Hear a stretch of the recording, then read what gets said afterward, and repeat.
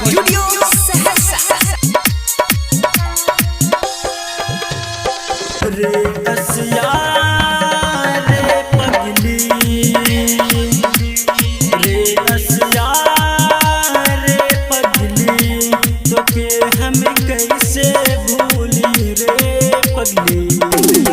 अर्थी जब उठी शमशान घाट पहुँची, अर्थी जब उठी शमशान घाट पहुँची, आके तू देख ली है रे पगली। रे असिया रे पगली,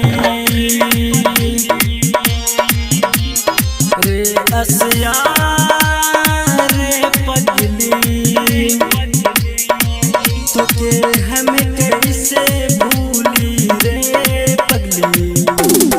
म्यूजिक बाय डीजे विकास बेतिया।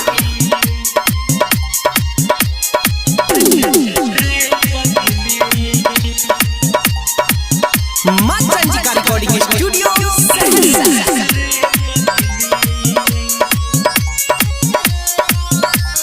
गैलू जे छोड़ के पियावा के साथे, सुना त लागत घरवा, का हम बताई तो के ये सोना गिरता आके सलोरवा। गैलू जे छोड़ के पियावा के साथे, सुना त लागत घरवा, का हम बताई तो के ये सोना गिरत आँख से लोरवा। नैना लड़ा के दिल धड़का के गैलू जे डार्लिंग दिल्ली, रे असिया रे पगली, तो के हम कैसे भूली रे पगली। रे असिया रे पगली, तो के हम कैसे भूली रे पगली। म्यूजिक बाय डीजे विकास बेतिया।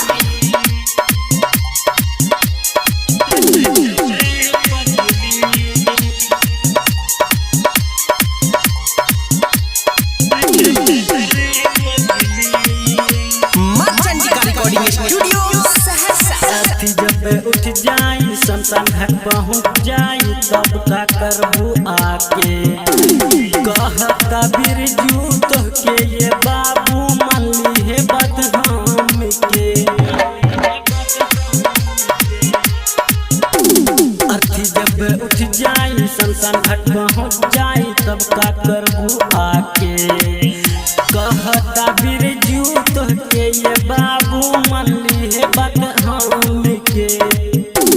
नैना लड़ा के दिल धड़का के गैलू जे डार्लिंग दिल्ली, रे असिया रे पगली, तो के हम कैसे भूली रे पगली। रे असिया